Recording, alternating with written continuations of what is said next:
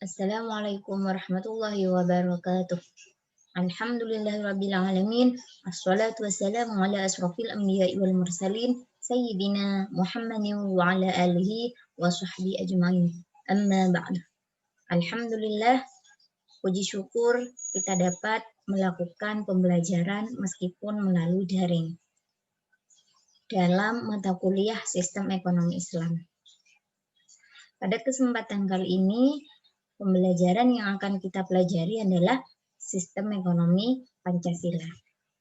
Mahasiswa dan mahasiswi yang dirahmati oleh Allah, Sistem Ekonomi Pancasila merupakan sistem perekonomian yang didasarkan pada 5 sila dalam Pancasila pada pasal 33 Undang-Undang Dasar 1945. Apa itu sila kelima?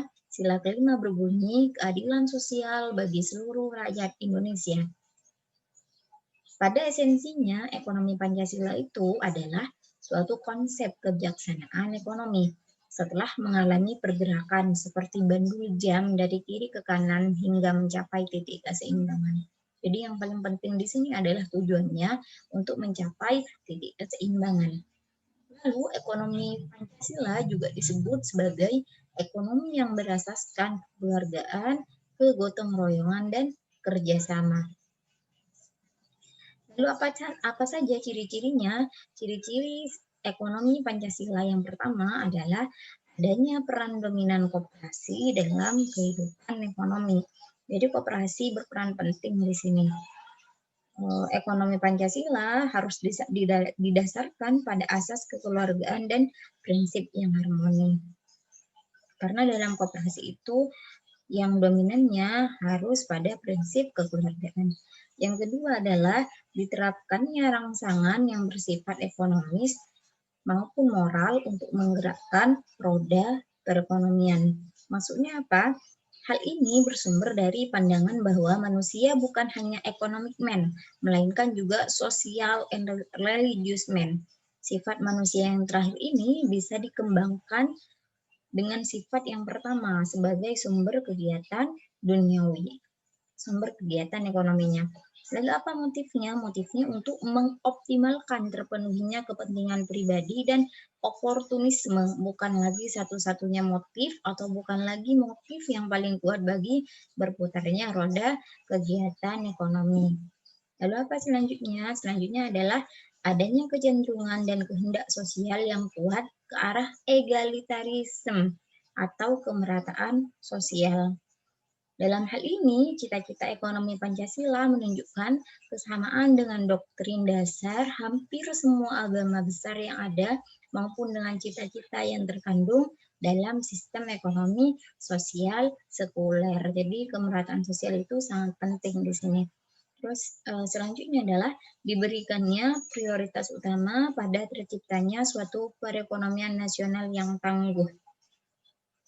Ekonomi Pancasila menyadari bahwa unsur nasionalisme ekonomi merupakan kenyataan hidup yang tidak bisa diingkari.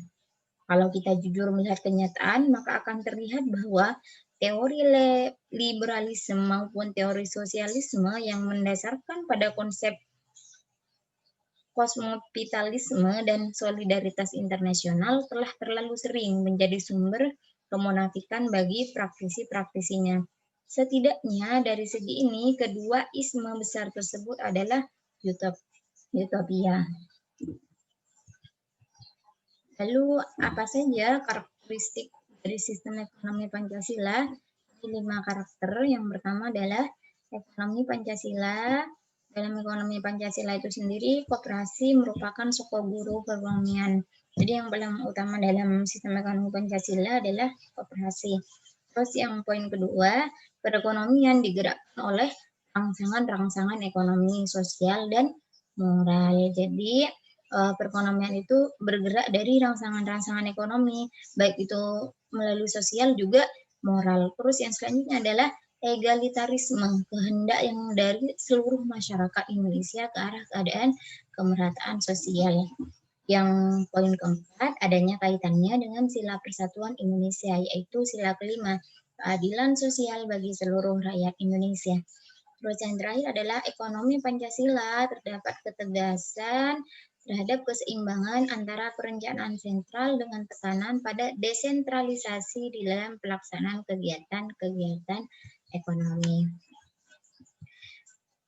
Karena tadi membahas tentang koperasi menjadi soko utama, maka koperasi yang menganut prinsip gotong royong, kemandirian, keadilan, dan kesetaraan hak sesama anggota menempatkan koperasi sebagai alternatif bagi tumbuhnya suatu bentuk perekonomian yang mengakomodir cita-cita masyarakat untuk memperoleh kemakmuran bersama tanpa meninggalkan aspek-aspek solidaritas, hak asasi, dan demokrasi. Jadi prinsip utamanya koperasi adalah gotong royong, kemandirian, serta keadilan dan kesetaraan hak sesama anggota.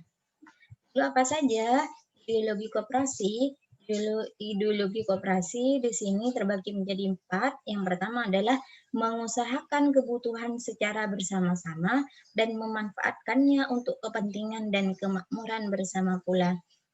Jadi tidak ada unsur pribadi di sini, harus bersama-sama, baik itu butuh atau memanfaatkan kepentingan dan kemakmuran secara bersama. Lalu yang kedua, mengelola modal usaha yang dikumpulkan dari simpanan anggota atau pinjaman modal dari badan usaha lainnya dan kemudian mengelolanya dalam manajemen finansial dan organisasi yang baik dan profesional. Jadi ini mengelola modal usahanya secara bersama, lalu kemudian memanage finansial organisasi itu. Terus yang ketiga, menjiwai setiap gerak langkah koperasi dalam menggali potensi kultural dan mengembangkan potensi ekonomi maupun sosialnya. Ada 2 potensi di sini, antara potensi ekonomi maupun potensi sosialnya yang dikelola. Terus yang keempat adalah merumuskan rencana strategis dan merealisasikannya menjadi sebuah aksi konkret untuk mencapai sasaran yang telah ditetapkan. Jadi dirumuskan rencana strategisnya bagaimana, lalu untuk mencapai sasaran yang telah ditetapkan dengan musyawarah bersama anggota koperasi itu sendiri. Baik, demikian yang bisa saya sampaikan. Semoga bermanfaat. Akhirul kalam. Assalamualaikum warahmatullahi wabarakatuh.